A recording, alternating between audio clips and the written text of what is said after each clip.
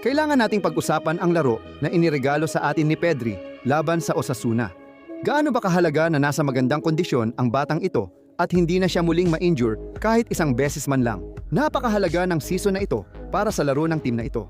Kung pag-uusapan natin ang mga datos, 14 sa 14 sa mga pasa at 3 sa 3 sa mga dribble.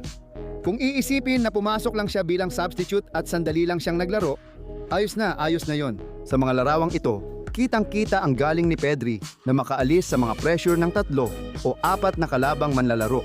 Parang nakakatakot na sa sobrang dali. Siya lang ang may ganitong laro dito. Pag ginamit ni Pedri ang mahika niya, sumasaya ang lahat. Sa linggo, may napakahalagang final tayo at umaasa akong makakalaro si Pedri. Ibig kong sabihin, hindi ko naman sinasabing kailangan niyang maging 100%.